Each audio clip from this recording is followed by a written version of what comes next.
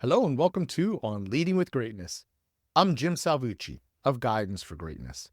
This week's installment, One Day and the Truth of How to Get Things Done. One day. Only 2 words, but what an impact. It's the battle cry of the chronic procrastinator. One day I'll... We've all been there. One day I'll clean out that gutter. One day I'll order the salad instead of fries. One day I'll muster up the courage to call my buddy and apologize. Even good old Charlie Brown gets in on the action. One day I'll talk to that little red-haired girl. We promise ourselves and others that we'll get around to that task or fulfill that desire one day. Our intentions may be innocent and pure, but our motivation is slippery. That is, if it even exists. As a certified tiny habits coach, I'm an expert at conquering procrastination. If you want, I can design techniques to help you overcome delay, and one day, just maybe, I'll start using those techniques myself. Certainly, one day thinking stifles progress and uplifts the lollygagger. But there is another way of looking at one day. Consider this current moment, right now. Whatever is happening, much seems set. It's hard for us to imagine change without choosing to do so. That pain in your back? It'll pass as it has before, but in the moment, it seems like it'll last forever. We even imagine the weather will stay the same as we perk up with the sun and turn gloomy with the rain. In truth, though, as Gail Forman puts it, we are born in one day. We die in one day. We can change in one day, and we can fall in love in one day. Anything can happen in just one day. Sure, Rome wasn't built in a day. But one day there was no Rome, and the next, voila, there it was, at least in theory. So we have 2 flavors of one day to savor. The first is the one day of chronic delay. I'll get to it. The second is the one day of inevitable change. It'll get to me. Indeed, while change can be measured in days, it is best measured in mere moments. Instead of a softly tossed ball with its predictable arc, life is more like a change-up. A baseball pitch that looks one way coming in but turns out to be something else altogether. Recently, a friend told me about a high-flying professional who took an unfortunate tumble in his desk chair. One moment he's at work doing his thing, and the next, he will never work again. And that's just happenstance. What about the choices we make in a moment? How many momentary decisions of action or inaction do I wish I could take back, each one marking a change I did not anticipate or desire? Then again, I have to remind myself that each moment that has come before, whatever its impact at the time, has shaped me into who I am at this moment. What, though, will I be in the next moment? It's the stuff of so many cheesy rom-com plots, the near misses leading to the chance encounter that blossoms into love. These little but momentous twists may seem far-fetched, but isn't that exactly how life often is? Take my wife and me. 40 years ago, we met by pure accident. An instant that could easily have slipped by, but instead changed everything. Now I can't imagine my life without her. Which leads us to my other favorite distraction. It's summer as I write this, which means I'm spending way too much time watching baseball. Here's the thing though, baseball more than any other sport is a game of moments. Think of that change-up pitch I mentioned before. A ball hurtles through space at 85 miles an hour, its path curving unnaturally with its spin. A bat swings powerfully yet gracefully toward it. The drama of the next nanosecond can be profound. A team that is down can suddenly surge or sink even lower. Games can be won or lost, even seasons. Careers can be made or broken in that moment. Bones can be broken. Or maybe in the next instant, we'll witness a spectacular defensive play for the ages.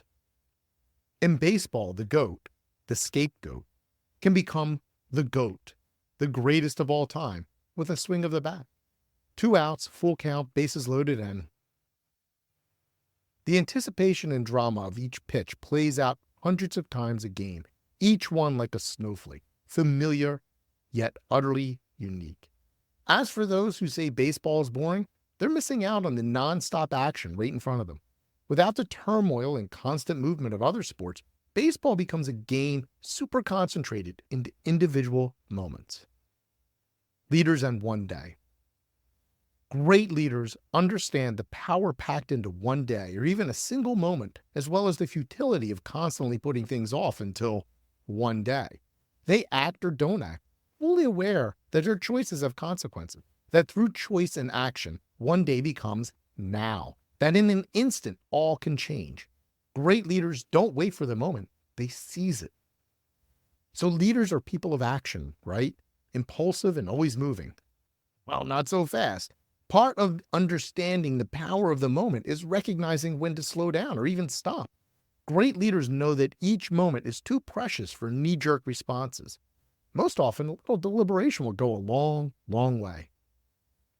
And great leaders also know that it's okay to park those lower priorities, the ones that are neither urgent nor important, in the one-day slot.